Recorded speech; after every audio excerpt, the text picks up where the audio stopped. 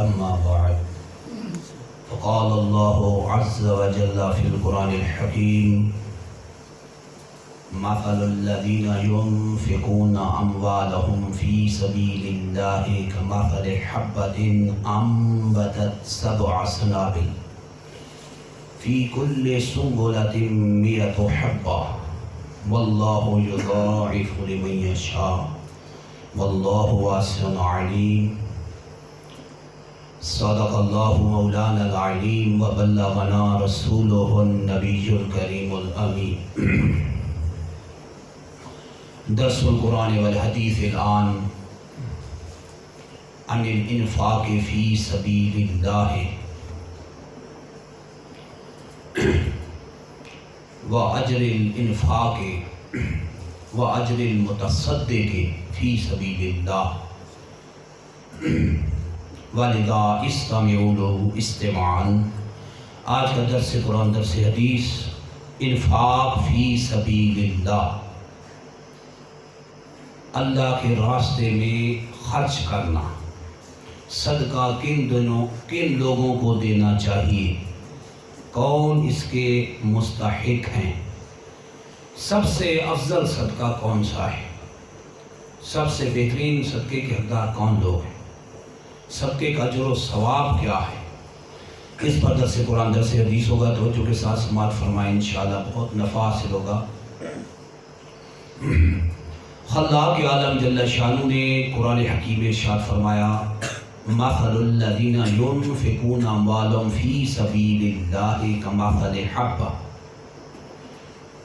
ارشاد فرماتا ہے کہ ان لوگوں کی مثال جو اللہ کے راستے میں مال خرچ کرتے رہتے ہیں، کمثل حبۃ، اس دانے کی مثال ہے، اس دانے کی طرح ہے، انبتت 7 سنابل، جس کو زمین میں بویا گیا تو اس نے 7 بالی اگائی، 7 بالی اگائی. فی کل سنبلۃ 100 حبہ، اور ہر بالی میں 100 دانہ ہوتا ہے. واللہ یضاعف لمن یشاء، اللہ جل شانہ جس کے لیے چاہے اس سے کئی گنا بڑھا دے. واللہ واسع علیم، اللہ وسعت والا، علم والا ہے. ان آیات بینات میں خلاق عالم جل شانہ نے اپنے راستے میں خرچ کرنے والوں کی تعریف فرمائی اور اس پہ اجر عظیم کا ذکر کیا کہ ایک کے بدلے میں اللہ جل شانہ 700 گنا تک عطا فرماتا ہے، اور جس کا جتنا اخلاص بڑھ جائے گا اللہ جل شانہ اسی قدر واللہ یضاعف لمن یشاء فرما کے بتا دیا کہ اللہ جس کے لیے چاہے 700 گنا تک بھی قید نہیں ہے، بلکہ اس سے بھی جس کے لیے جس کا اخلاص زیادہ ہوگا اس کا اجر عظیم بھی اللہ بے حد و بے سا بڑھا دے گا، کیونکہ وسعت والا، علم والا. ان آیات کا شان نزول، بیک گراؤنڈ اور پس منظر یہ ہے. فقیہ ابو لیث فرماتے ہیں کہ حضرت سیدنا عبد الرحمن بن عوف اور حضرت عثمان غنی رضی اللہ عنہ کے حق میں یہ آیات بینات نازل ہوئیں. واقعہ اس طرح ہوا کہ جب سرکار علی وقار صلی اللہ علیہ وسلم نے غزوہ تبوک کے موقع پر اللہ کی راہ میں خرچ کرنے کی ترغیب دلائی، تو اس وقت حضرت سیدنا عبد الرحمن بن عوف جو صحابہ کرام میں سب سے زیادہ امیر تھے، لیکن سخاوت بھی دریا کی طرح بہتی تھی، ہزاروں لاکھوں روپے یعنی دن کے وہ خرچ کرنے والے صحابی رسول حضرت عبد الرحمن بن عوف ہیں، اور یہ عشرہ مبشرہ میں سے ہیں، یعنی وہ 10 صحابہ جن کو دنیا میں سرکار نے جنتی ہونے کا سرٹیفکیٹ جاری فرما دیا تھا. سبحان اللہ.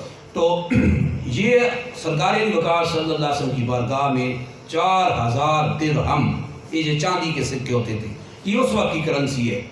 آج کی روپیز ہمارے ملک کی چلے، دیگر مالک اپنی ہیں. تو 4000 چاندی کے سکے درہم لے کے آئے. عرض کی یا رسول اللہ صلی اللہ علیہ وسلم 8000 درہم کا میں مالک ہوں، یہ 4000 درہم فی سبیل اللہ حاضر ہیں، اللہ کے راستے میں حاضر ہیں. اللہ کو میں نے قرض حسنہ دیا ہے، اور بقایا 4000 درہم میں نے اپنے گھر والوں کے لیے چھوڑا ہے. تو سرکار علی وقار صلی اللہ علیہ وسلم نے فرمایا اللہ تیرے اس مال میں بھی برکت دے جو تو گھر چھوڑ آیا ہے، اور اس میں بھی برکت دے جو تو اللہ کے راستے میں، اللہ کے راستے میں خرچ کیا ہے۔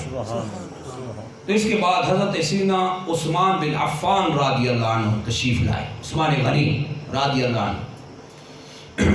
عرض کی یا رسول اللہ صلی اللہ علیہ وسلم، میں 300 اونٹ ساز و سامان سمیت اللہ کی راستے میں دینے کا سعادت حاصل کرتا، اور ہر اس شخص کو زیادہ راہ دوں گا جس کے پاس راستے کا خرچ نہ ہوگا۔ پھر اپنی آستین سے، حضرت عثمان غنی رضی اللہ عنہ نے اپنی آستین سے 1000 سونے کے دینار سکے نکالے، سرکار علی وقار صلی اللہ علیہ وسلم کی گود مبارک میں ڈال دیے۔ 1000 دینار سونے کے سکے، بہت بڑا مال تھا، 1000 سونے کے سکے بہت بڑا مال ہے۔ عرض کی یا رسول اللہ صلی اللہ علیہ وسلم، یہ مجاہدین کے خرچ اور شاہ سواروں کے اسلحہ اور دیگر ضروریات کے لیے ہے۔ تو سرکار علی وقار صلی اللہ علیہ وسلم کی خوشی کی انتہا نہ رہی، تو سرکار صلی اللہ علیہ وسلم ان سونے کے دیناروں کو اپنی جھولی میں الٹتے پلٹتے اور فرماتے جاتے، کما رواہ احمد بن حنبل فی مسند، حدیث پاک امام احمد بن حنبل نے اپنی مسند میں نقل کیا، سرکار علی وقار صلی اللہ علیہ وسلم فرماتے ما ضر عثمان بعد الجوم ما ضر عثمان عملہ بعد الجوم مرتين، آج کے بعد عثمان جو بھی عمل کر لے اس کو نقصان نہ ہوگا۔ سرکار صلی اللہ علیہ وسلم نے 2 بار فرمایا۔ اس وقت یہ آیات بینات نازل ہوئی ان کی شان میں۔ اور دوسرا شان نزول حضرت قلبی اور حضرت کعب رضی اللہ عنہ فرماتے ہیں کہ یہ آیت مبارکہ، حضرت قتادہ فرماتے ہیں یہ آیت مبارکہ حضرت علی کرم اللہ وجہ کریم کی شان میں نازل ہوئی۔ اس وقت وہ صرف 4 درہم کے مالک تھے۔ جب سرکار صلی اللہ علیہ وسلم نے یہ انفاق فی سبیل اللہ، اللہ کے راستے میں خرچ کرنے کی تلاوت سنائی، پڑھ کر سنائی، تو حضرت علی رضی اللہ عنہ نے 1 درہم رات کو خرچ کیا اللہ کے راستے میں، 1 دن کو، 1 پوشیدہ کیا اور 1 ظاہر کیا۔ تو اس وقت یہ آیات بینات نازل ہوئی ہیں۔ شارفیں والذین ينفقون اموالهم فی سبیل اللہ کمثل حبۃ انبتت 7 سنابل فی کل سنبلۃ 100 حبۃ واللہ یضاعف لمن یشاء۔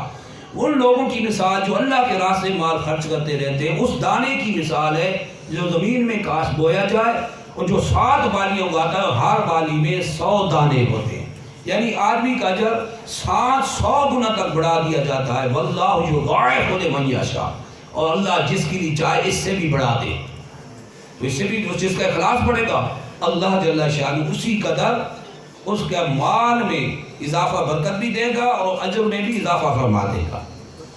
رواہ مسلم بن حجاج قشیری سے، امام مسلم بن حجاج قشیری نے اپنی صحیح میں حدیث مبارکہ کو نقل فرمایا، عن ابی ہریرہ رضی اللہ عنہ قال قال رسول اللہ صلی اللہ علیہ وسلم، حضرت سیدنا ابو ہریرہ رضی اللہ عنہ سے فرماتے اللہ کے رسول صلی اللہ علیہ وسلم نے ارشاد فرمایا، ما نقصت صدقۃ من مال، صدقہ کسی شے مال میں سے کسی شے کو کم نہیں کرتا۔ ما نقصت صدقۃ من مال، مال جو اللہ کی راہ میں دیا گیا صدقہ اس مال میں کمی نہیں کرتا۔ ہم اللہ کے راستے میں دیتے ہیں تو ذہن شیطان ذہن میں ڈالتا ہے کہ دیں گے تو کم ہو جائے گا، کم نہیں ہوتا۔ سرکار فرما رہے ہیں کم نہیں ہوتا بلکہ بڑھتا ہے۔ وما زاد اللہ عبدا بعفو الا عزا، اور اللہ جل شانہ اپنے بندے کی معاف کرنے کی وجہ سے عزت ہی بڑھاتا ہے۔ کسی سے غلطی ہو گئی معاف کر دیں، نہ نے بدلا، انتقام چھوڑ دیں، انتقام کی عادت چھوڑ دیں، معاف کرنا سیکھیں، معافی عام کریں۔ کسی سے غلطی ہو گئی، نادانی ہو گئی، جی فی سبیل اللہ معاف کر دیں۔ یہ معاف کرنے کی فضیلت ہے اور معاف کرنے والوں کے فضائل ہیں۔ سرکار صلی اللہ علیہ وسلم فرماتے ہیں ما زاد اللہ عبدا بعفو الا عزا، اللہ اپنے بندے کے معاف کرنے کی وجہ سے عزت ہی بڑھاتا ہے، اس کی ریسپیکٹ بڑھے گی، معاشرے میں عزت بڑھے گی۔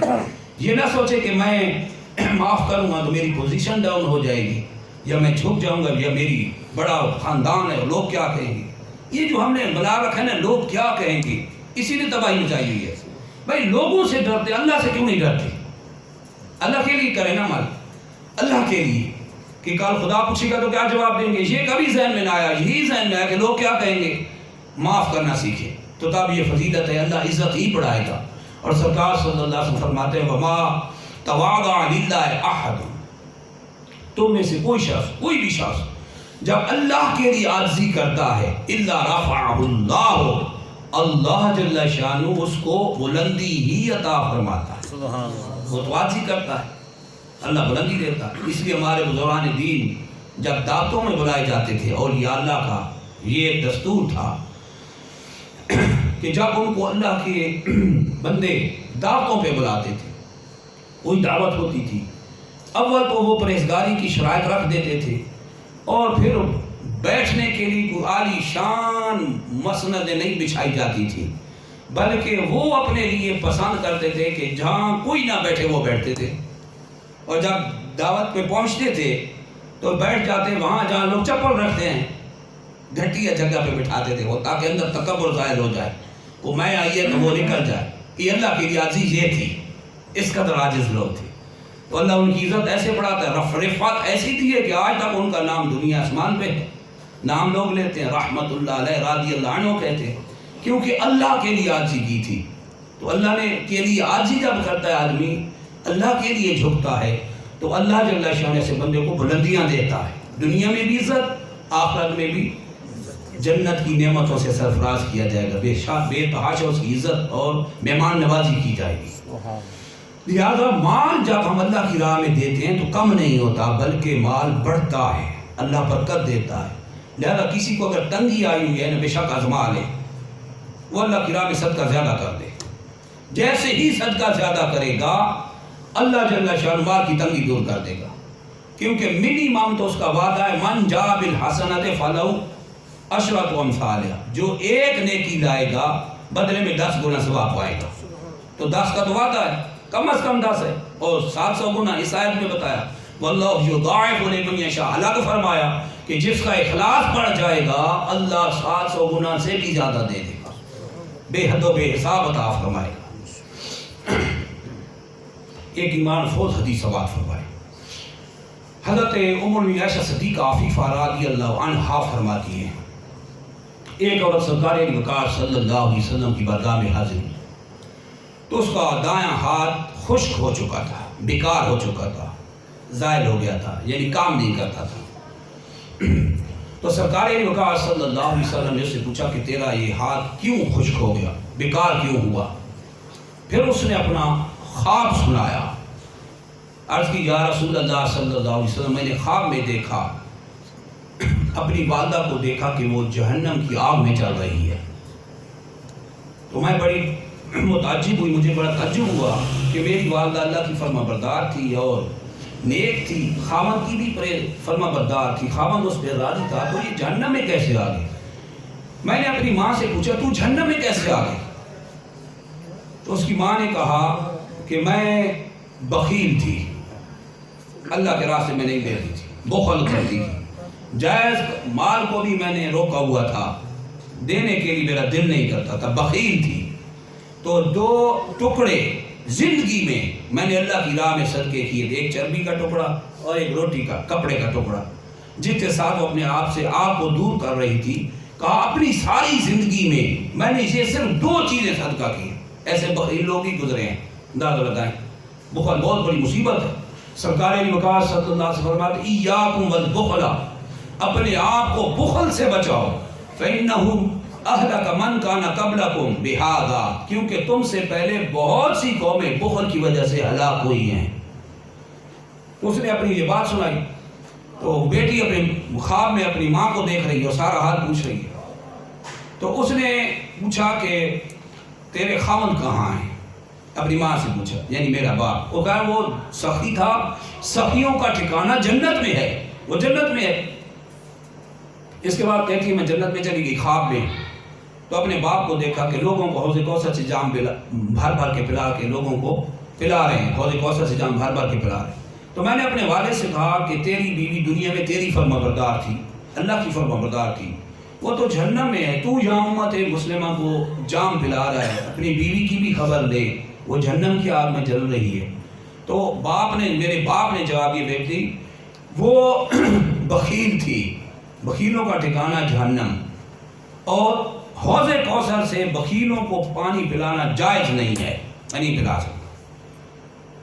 وہ کہتی ہے کہ میں نے اپنے والد کی اجازت کے بغیر خواب والد کی اجازت کے بغیر وہاں سے ایک پیالہ بھرا اور جا کے اپنی ماں کو پلا دیا۔ اسی وقت غیبی آواز آئی کہ اللہ تیرا وہ ہاتھ خشک کر دے جو تو بغیر اجازت کے تو نے اپنی ماں کو پانی پلا دیا آب کوثر سے۔ فرماتی ہے جب میں خواب سے بیدار ہوئی تو میرا وہ ہاتھ واقعی بیکار ہو گیا تھا، خشک ہو گیا تھا، کام نہیں کرتا تھا۔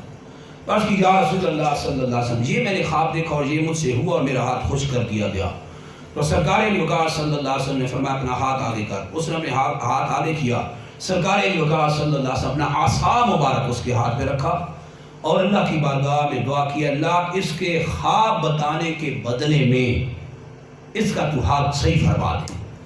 سرکار صلی اللہ علیہ وسلم کے عصا مبارک کی برکت اور دعا کی برکت سے اللہ جل شانہ نے ان کا ہاتھ درست کر دیا، وہ ایسے ہی ہو گیا جیسے پہلے بالکل درست ہوا کرتا تھا۔ تو صدقہ اللہ کی بارگاہ میں بہت زیادہ مقبول ہے، اور بخل بہت بڑی ہلاکت کا باعث ہے۔ اس لیے سرکار وقار صلی اللہ علیہ وسلم فرماتے ہیں السخی قریب من اللہ، سخی اللہ کے قریب ہے، قریب من الناس لوگوں کے قریب ہے، قریب من الجنہ جنت کے قریب ہے، بعید من النار لیکن جہنم سے دور ہے کیونکہ سخی ہے۔ والبخیل بعید من اللہ، بخیل اللہ سے دور ہے، بعید من الناس لوگوں سے دور، بعید من الجنہ جنت سے دور، قریب من النار جہنم کے نزدیک ہے۔ اس لیے سرکار وقار صلی اللہ علیہ وسلم فرمایا البخیل لا يدخل الجنۃ ولو کان زاہدا، بخیل جنت میں داخل نہیں ہوگا اگرچہ ساری دنیا چھوڑ کے اللہ کی عبادت میں لگ جائے، تارک دنیا ہو جائے، زاہد بن جائے، مگر اگر بخیل ہے تو جنت میں داخل نہ ہوگا۔ لہذا اس بخل کی عادت کو اگر کسی بھی ہے تو اپنے آپ کو نکالیے، اللہ کی راہ انفاق فی سبیل اللہ، اللہ کے راستے میں خرچ کرنا صدقہ عام کیجیے۔ اس کی برکت دیکھیں کہ سب سے زیادہ پاورفل قوی مضبوط کون ہے۔ ایک عمران بہت حدیث سنیں، انس بن مالک رضی اللہ عنہ قال، حضرت انس بن مالک رضی اللہ عنہ سے فرماتے ہیں سرکار وقار صلی اللہ علیہ وسلم نے ارشاد فرمایا لما خلق اللہ الارض، جب اللہ جل شانہ نے زمین کو پیدا فرمایا تو یہ حرکت کرنے لگ گئی، ہلنے لگ گئی، تو اللہ جل شانہ نے پہاڑوں کو پیدا فرمایا اور پہاڑ اس کے اوپر ڈال دیے، والقى علیہ رواسی، جس کو قرآن میں بھی بیان فرمایا کہ اللہ نے پہاڑوں کو زمین پہ ڈال دیا تاکہ وہ تمہیں لے کے چلے نہیں، کیونکہ اگر زمین حرکت کرتی رہے تو دنیا کا نظام نہ چلتا، کوئی نظام نہ چل سکتا، ہر چیز گرتی رہتی، کوئی نظام پورا نہ ہو پاتا۔ اللہ نے پہاڑوں کے اس پر کیا زمین ساکن کر دی، قرآن نے کہا زمین ساکن ہے، اب زمین ساکن ہے۔ سائنس کا یہ نقطہ غلط ہو گیا کہ زمین حرکت کر رہی ہے، حرکت کی لیکن اللہ نے پہاڑ ڈال دیے، اسٹل کر دیا، روک دیا، اب زمین متحرک نہیں ہے، روک دی گئی۔ تو فعجب بہ الملائکہ، فعجبت الملائکہ، فرشتوں کو فعجبت بہ الملائکہ، تو فرشتوں کو اس سے بڑا تعجب ہوا، بڑے حیران ہوئے کہ پہاڑ ڈالے گئے زمین رک گئی۔ فقالوا، عرض کی یا رب حل من خلقک شیء اشد من الجبال، اے اللہ تیری تخلیق میں جو تو نے پیدا فرمائی ہے، جو کچھ تو نے پیدا فرمایا ہے، اس میں پہاڑوں سے بھی زیادہ مضبوط کوئی شے پیدا فرمائی؟ فقال نعم، تو اللہ جل شانہ فرمایا ہاں، الحدید، میں نے لوہا پہاڑوں سے زیادہ شدید پیدا فرمایا ہے کہ لوہا پتھر کے شگاف کر دیتا ہے، پتھر پھاڑ دیتا ہے۔ فقالوا یا رب حل من خلقک شیء اشد من الحدید، تو فرشتوں نے تعجب کا اظہار کرتے عرض کیا اللہ کیا لوہے سے بھی زیادہ کوئی مضبوط شے تو نے پیدا فرمائی؟ قال نعم، تو اللہ جل شانہ فرمایا ہاں، النار، آگ پیدا کی، آگ لوہے کو پگھلا دیتی ہے۔ یہ جو لوہا پہلے نکالا جاتا ہے پھر فیکٹریوں میں جاتا ہے، ہائی لیول کی ہیٹ دی جاتی ہے، لوہا جیسے پانی پھرتا ہے اس طرح بہنے لگ جاتا ہے، پھر اس سے مختلف چیزیں بنتی ہیں جو آج پوری دنیا سے فائدہ اٹھا رہی ہیں۔ لوہے کے گارڈر وغیرہ جو چیزیں جتنی بھی بن رہی ہیں، تو آگ نے لوہے کو پگھلا دیا، آگ اس سے زیادہ سخت ہو گئی. فقالوا یا رب هل من خلقك شيء اشد من النار. فرشتوں نے عرض کیا اللہ آگ سے بھی زیادہ مضبوط کوئی شے پیدا کی؟ فقال، تو اللہ جل شان فرمایا نعم الماء، پانی پیدا کیا، پانی آگ کو بجھا دیتا ہے. فقالوا یا رب هل من خلقك شيء اشد من الماء. فرشتوں نے عرض کیا اللہ پانی سے بھی زیادہ مضبوط کوئی شے پیدا فرمائی؟ قال نعم الريح. اللہ جل شان فرمایا ہوا، ہوا پانی کو جدھر ہوا رخ کرے نا پانی ادھر بہتا ہے، ہوا پانی کو بھی لے جاتی ہے ساتھ. قالوا یا رب هل من خلقك شيء اشد من الريح. یہ آخری سوال فرشتوں نے اللہ کی بارگاہ میں عرض کیا اللہ کیا ہوا سے بھی زیادہ کوئی مضبوط شے پیدا کی؟ قال نعم ابن آدم. توجہ رکھنا، ان تمام چیزیں جتنی حدیث میں گنوائی گئی، صحابہ فرشتوں کے سوال کے جواب میں اللہ نے جو جواب دیے، یہ تمام چیزیں مضبوط تر تھیں، مگر سب سے مضبوط اور سخت چیز کیا ہے؟ قال نعم ابن آدم. فرمایا ابن آدم یتصدق صدقۃ بیمینہ ویخفی عن شمالہ. فرمایا آدمی کا وہ آدمی سب سے زیادہ مضبوط ہے، ابن آدم وہ آدمی سب سے زیادہ مضبوط ہے جو دائیں ہاتھ سے صدقہ کرے اور اس کو بائیں ہاتھ سے چھپائے. وہ اشد منہ، ان تمام چیزوں سے وہ بندہ سب سے زیادہ شدید مضبوط اور سخت پیدا کیا. اب دادا کہیں یہ صدقہ ہے اللہ کی راہ. آج کیا ہوتا ہے ہمارے معاشرے میں، کچھ بھی دیا اعلان کریں، سپیکر کھولیں، اے جی فلاں نے صدقہ کیا اتنے، دو سپیکر پہ اعلان کرو. آگے اعلان کرنے والوں کی کمی نہیں ہے، دو اللہ کے راستے میں دو، پیسے آنے دو. ہمیں کسی کو ریاکاری سے روکنا نہیں ہے، کیونکہ ہم ریاکاری سے روکیں گے تو لوگ صدقہ بند کر دیں گے. اور سرے سے لوگوں کو مسئلہ صحیح بتائیں نا بھائی، آپ گناہ کبیرہ میں جا رہے ہیں، ریاکاری شرک اصغر اتنا شدید گناہ ہے، پیسے دے کے گناہ آدمی کرے، اللہ اکبر، تو اعلان بند کر دے اللہ کی راہ کے لیے، اللہ کے لیے دے، جھک کے اللہ کے لیے. ہمارے بزرگان دین کیا کرتے تھے؟ توجہ رکھنا، میں بڑی اہم بات کرنے والا. اللہ کی راہ میں جب صدقہ دیتے تھے نا، وقت کیا کرتے تھے؟ وہ صدقے کا مال اٹھا کے کوئی فقیر غریب ہوتا نا، اگر وہ سویا ہوتا نا، اس کی چادر کے ساتھ باندھ کے نکل جاتے تھے کہ اٹھے گا تو سنبھال لے گا. نہ یہ پتہ چلے گا کہ باندھ کے کون گیا ہے، نہ دینے والے کا پتہ ہوگا. ایسا اخلاص ہمارے بزرگان دین کا تھا. اور بعض کا یہ حال تھا کہ اپنا مال ایسے راستے میں رکھتے جہاں غریب لوگ گزرتے تھے کہ کوئی آئے گا تو صدقے کا مال اٹھا کے لے جائے گا، پتہ ہی نہ چلے کہ دیا کس نے تھا. یہ وہ اخلاص کی اعلیٰ منظر تھی جو ہمارے بزرگان دین میں تھی، اور یہی قرآن و سنت کا درس ہے. اب دیکھیں قرآن کا کیا اصول ہے. خلاق عالم جل شانہ نے جب خرچ کرنے کا، فرض خرچ کرنے کا حکم دیا تو کیا حکم دیا؟ نفلی خرچ کرنے کا دیا تو کیا حکم دیا؟ perfect guidance of all of the humanity in holy Quran. inna hadha al-Quran yahdi lillati hiya aqwam. یہ قرآن سب سے سیدھا راستہ دکھاتا ہے. تو اللہ نے اصول کیا دیا؟ فرمایا وَإِن تُبْدُوا الصَّدَقَاتِ فَنِعِمَّ هِيَ. یاد توجہ رکھنا، اگر فرضی صدقات یعنی زکوٰۃ، صدقہ واجبہ، منت کمال، یہ صدقہ واجبات ہے، فرضی نفلی نہیں، فرضی صدقہ تم نے دینا ہے جیسے زکوٰۃ ہے. اللہ فرماتا ہے وَإِن تُبْدُوا الصَّدَقَاتِ، اگر فرضی صدقہ دینا ہے جیسے زکوٰۃ وغیرہ، تو اس کو اللہ فرماتا ہے کہ اس کو تم اعلانیہ کرو، اعلانیہ کر کے دو. فَنِعِمَّ هِيَ. اللہ فرماتا ہے تو یہ بہت ہی زبردست ہے، بہت ہی اچھا ہے. کیوں؟ فرض کا اعلان کیوں کروایا؟ اسی کو تو فرض ہے، اس میں ریاکاری نہیں ہے. روزہ فرض ہے، اس میں ریاکاری نہیں ہو سکتی، فرض ہے، دینا ہی دینا ہے. چھپا کے بھی دیں گے تو ہو جائے گا، اعلان کر کے، لیکن اس میں ریاکاری اس لیے نہیں کہ اس کا حکم اس لیے ہے کہ فرض اعلانیہ دو تاکہ دوسروں کو ترغیب ملے کہ فرض دینا ہی دینا ہے. زکوٰۃ فرض ہو گئی، دینی ہی دینی ہے. عشر واجب ہو گیا، دینا ہی دینا ہے. جو زمین اگائے ما اخرجت الارض وفی العشر، جو زمین نکالے، حدیث میں اس میں عشر ہے، 10واں ہے، جو زمین نکالے. تو جو فرض واجب ہے اس کا اعلان کر کے دو تاکہ جو نہیں دے رہے نا فرض زکوٰۃ وغیرہ، ان کو ترغیب ملے، وہ بھی دینے لگ جائے. یہ قرآن کا اصول ہے. آگے قرآن نے نفلی صدقوں کے بارے میں کیا کہا؟ فرمایا وَإِن تُخْفُوهَا وَإِن تُخْفُوهَا. اگر نفلی صدقے چھپا کے دو، نفلی صدقے چھپا کے دو گے فَهُوَ خَيْرٌ لَكُمْ، تو یہ تمہارے حق میں بہتر ہے۔ دیکھیں فرضی صدقے کے بارے میں کہا کہ اعلان کر کے دو، تو بہت اچھا ہے، اور نفلی صدقے کے بارے میں کہا چھپا کے دو، تو تمہارے لیے بہت بہتر ہے، کیونکہ نفلی کا کسی کو پتہ نہیں ہوتا، وہ اضافی ہوتا ہے، نفل میں نہیں اضافی شے، تو اضافی شے نفلی صدقے جب دیے جاتے ہیں تو چھپا کے دیں۔ یہ جو مساجد میں اکثر اعلان کیے جاتے ہیں سارے نفلی ہوتے ہیں۔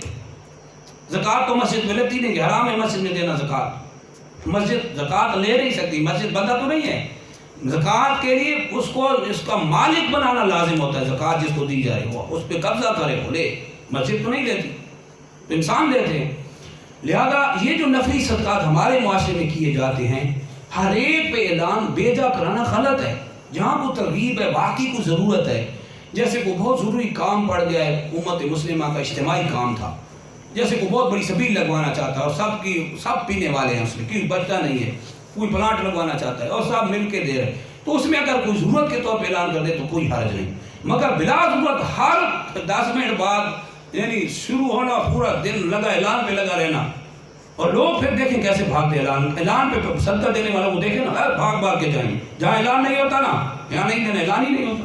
اور بھائی آپ نے اللہ سے اجر مانگنا ہے یا لوگوں سے مانگنا ہے؟ ہمارے معاشرے میں یہ ریاکاری پھیل رہی ہے، یہ ریاکاری کو پھیلانے والے یہ مسجدوں کے اعلان کرنے والے لوگ ہیں، جو بھیجا ان کو سمجھانے کی بجائے شرعی مسئلہ بتانے کی بجائے آنے دو، ٹھیک ہے اعلان کر دیں گے، ان کو یہ بتائیں بھائی آپ اعلان کیوں کروا رہے ہیں، اللہ کے لیے دینا ہے، چپ کر کے دے، سیدھا انتظامیہ کو دے دے ان کے ہاتھ میں، تاکہ کوئی بدگمانی پیدا نہ ہو، جس کے پاس فنڈ ہے چندہ ہے ان کے انتظامیہ کو دے دیں، تاکہ وہ بدگمانی بھی آپ کی بھی تسلی ہو جائے کہ صحیح جگہ پہنچ گیا، اللہ کی طرف سے اجر عظیم عطا کیا جائے گا، یہ قرآن کا اصول ہے۔ تو اس طرح اللہ کی راہ میں صدقہ دینا چاہیے، نہ کہ زہر کر کے۔ پھر خلاق عالم جل شانہ فرماتا ہے یا ایھا الذین آمنوا لا تبطلوا صدقاتکم بالمن والعذا، توجہ رکھنا بڑی اہم بات ہے، یہ وہ ہماری اہم سبق ہیں جو ہم نے چھوڑ دیے قرآن و سنت کے۔ اب ظاہر واعظین بیٹھ جاتے ہیں ممبروں پہ، پھر وہ جو تماشا بناتے ہیں مائک کا اور وہ جو تماشا بناتے ہیں شرعی مسائل کا، پھر لوگوں کی تباہی کا وہ بڑا سبب ہے، غلط مسئلے بیان کریں گے، شور کریں گے، اچھل وہی آپ لوگوں کو وہ بتائیں جس کی ضرورت ہے شرعی، یہ کیا بتا رہے ہیں لوگوں کو؟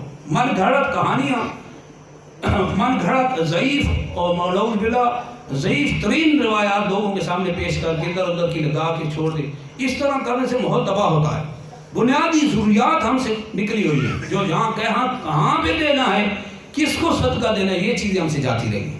اب اللہ جل شانہ فرماتا ہے یا ایھا الذین آمنوا لا تبطلوا صدقاتکم بالمن والعذا، اے ایمان والو اپنے صدقات جو اللہ کی راہ میں تم دیتے ہو نا، وہ احسان جتلا کے اذیت دے کے ان کا ثواب ضائع مت کرو، کالذی اس شخص کی طرح ينفق مالہ رئاء الناس، جو اللہ کے راستے میں مال دیتا بھی ہے تو اس لیے تاکہ واہ واہ ہو جائے، ریاکاری کرتے۔ دیکھیں ریاکاری کی اللہ نے سخت مذمت کی ہے، مثال بھی اسی کی تھی، ضائع کرنے کے مقابلے میں ریاکار کی مثال دی، جیسے ریاکار مال ضائع کرتا ہے تو اس کی طرح تم صدقات پہ احسان جتلا، ہاں جی میں نے مال دیا تھا، ہاں یاد ہے تم کو، اور تم کو میں نے دیا تھا، پتہ ہے میرا صدقہ، میرا احسان یاد ہے، اور بھائی احسان جب یاد دلا دیا تو صدقے کا ثواب گیا، خوش دلی سے دے، خوش دلی سے دیں گے تو اللہ کی بارگاہ میں قبول۔ پھر خلاق عالم کی اللہ جل شانہ کے راستے میں سب سے بہترین مال دیا، پسندیدہ دے، جس کو چوتھے سپارے میں خلاق عالم فرماتا ہے لن تنالوا البر حتی تنفقوا مما تحبون وما تنفقوا من شیء فإن اللہ به علیم، کہ جو تم ہرگز جنت نہیں پاؤ گے جب تک اپنا پسندیدہ مال اللہ کی راہ میں خرچ نہیں کرو گے، جو کچھ تم خرچ کرے وہ اللہ اس کو جانتا ہے۔ آپ پسندیدہ مال دیں۔ ہمارے معاشرے میں کیا ہوتا ہے، ایسی معاشرے کی بات کر رہا ہوں، مسجدوں میں لوگ پتہ کیا کرتے ہیں، گھر کی جب صفائی کرتے ہیں نا، توجہ سننا، یہ آپ کو پتہ ہوگا یہ کیا چل رہا ہے ہمارے معاشرے میں۔ مسجدوں گھروں کی جب صفائی کرتے ہیں نا، کوڑا کرکٹ، پرانا پینٹ ٹوٹا، پرانی ٹوپی پھاڑی ہوئی، کتابوں کے ٹکڑے، فیس، سنیں یہ باتیں حق ہے جو کہہ رہا ہوں، بشک آپ نے معاشرے میں دیکھی ہوگی، یہ مسجدوں میں جو بیٹھے ہیں ان کو پتہ ہے۔ اچھا اور کیا کریں گے، جو بھی پرانے اوراق ہوں گے، جو بھی یعنی کچرا جس کو ہم کہیں، اٹھا کے نا لے آئیں گے، اے جی امام صاحب جی حکم، یہ جی گھر سے ہم نے صفائی کی مسجد میں رکھ، استغفر اللہ، یعنی گھر کا کچرا مسجد اس کی جگہ ہے، یہ ہمارا ذہن بنا ہوا ہے معاشرے کا. جو مسائل سیکھنے کے تھے وہ نہ سیکھے, جو نہ کرنے کے تو ان کے پیچھے مت لگی ہوئی ہے. اور بھائی کچرا مسجد کے لیے, نعوذ باللہ, گھر کی عورتیں بجا کے دیتی ہے. پرانا اچھا مسلح کون سا دے گی جس کی میرا والی جگہ پٹی ہوگی. یہ دیکھیں ہم نے ادھر ہی تماشے دیکھے, اور معاشرے میں بھی ہوتے ہیں. اور پرانا ہوا بیکار ہوا نا, جائے مسجد میں لے جائیں. استغفراللہ. یعنی وَلِلَّهِ وَيَجْعَلُونَ لِلَّهِ مَا يَكْرَهُونَ, جس کو قرآن میں اللہ فرماتا ہے کہ اللہ کے راستے میں وہ دیتی ہیں, اللہ کے لیے وہ کرتے ہیں جس کو خود ناپسند کرتے ہیں. یعنی خود جس کو ناپسند کرتے ہیں وہ اللہ کی راہ میں دیا جاتا ہے. یہ ہمارے معاشرے کا حال ہے. آپ خود اندازہ لگائیں کہ ہماری حالت کہاں پہنچ گئی ہے. یہ گھروں میں تربیت نہیں ہے نا. یعنی گھر کا کچرا اٹھا کے بچے کو دے بھیجنا اور یہ کہنا کہ گھر مسجد میں نہ کھائیں. مسجد کباڑ خانہ ہے, نعوذ باللہ. وہ تو دنیا کی پاک ترین اور بہترین جگہ ہیں, وہاں پہ یہ چیزیں رکھی جاتی ہیں. یہ کوڑا کرکٹ کے جو ڈرم لگے ہوئے ہیں وہاں پہ رکھیں, باکس لگے ہوتے ہیں وہاں پہ ڈالیں. یہ ذہن کسی نے نہیں دیا. وہ نعوذ باللہ اٹھا کے مسجد میں, اس کو بھی لوگ سعادت اور اہتمام اور تماشا احسان جلاتے ہیں کہ ہم یہ مسجد میں دے رہے ہیں. بھائی مسجد میں ستھری چیز, اللہ کی راہ میں پسندیدہ اور حلال اور پاک چیز چلے گی. خلاق عالم جل شانہ کے محبوب حبیب نبی صلی اللہ علیہ وسلم فرماتے ہیں ان اللہ طیب لا یقبل الا طیبا, اللہ پاک ہے, پاک کو ہی قبول کرتا ہے. مشہور محدث سفیان ثوری رحمہ اللہ فرماتے ہیں کہ وہ شخص جو مال حرام اللہ کے راستے میں دیتا ہے, اس کی مثال ایسے ہے جیسے کوئی ناپاک کپڑوں کو پیشاب سے دھوتا ہے اور وہ کہے کہ پاک ہو جائیں. ناپاک کپڑے پاک پانی سے ہی صاف ہوں گے. اسی طرح گناہوں کی گندگی پاک مال اللہ کے راستے میں خرچ کرنے سے ہی دور ہوتی ہے. یہ بنیادی ضروری چیزیں جن کا سمجھنا ضروری ہے. اب صدقہ کے لیے سب سے بہترین کون ہے؟ قرآن کی رہنمائی دینا. ہمارے ہاں صدقہ وہ ہے جو ہم چاہیں. ادھر ایک اور کنسیپٹ بنا ہوا ہے کہ صرف بیوہ کو دیں. اچھا جو مزدوری کر رہا ہے اس کو نہیں دینا. کیوں بھائی؟ مزدوری کرنے والا 10 لاکھ کما رہا ہے دن کے, اس کا تو گھر بڑی مشکل سے چلتا ہے. بنیادی ضروریات سے وہ بیچارہ معلوم ہے, وہ حقدار ہے. زکوٰۃ کا بھی حقدار ہے اور صدقے نفلی صدقات کا بھی حقدار ہے. مگر معاشرے میں کنسیپٹ ہے, اور ایسی بیوائیں موجود ہوتی ہیں جن کی آمدنی 1-1 لاکھ منتھلی آ رہی ہے, 50-50 ہزار, پھر بھی نعوذ باللہ وہ صدقے کا مال کیچ کر رہی ہوتی ہے. آ رہا ہے جانے دیں, یہ دینا حرام ہے, یہ تو ناحق ہے. جس کی اللہ نے وسعت دی ہے وہ غریبوں کا مال چاہے وہ بیوہ کیوں نہ ہو وہ بھی نہیں دے سکتی زکوٰۃ کا مال, اگر اس کو اللہ نے وسعت دے رکھی ہے. ہاں شریف فقیر ہے, تنگ حال ہے, تو پھر لے لے, پھر کوئی حرج نہیں ہے. اس طرح صدقے کا مال دینے کے لیے سب سے بہترین جگہ منتخب کرے. ایسے پرہیزگار نیک آدمی عالم کو صدقہ دے جس سے وہ قرآن و حدیث کی کتابیں لے, جس سے اللہ کی اطاعت پہ وہ تقویت حاصل کرے, اور اس کو دین کی خدمت کرنے میں کوئی فائنینشلی مسئلہ کھڑا نہ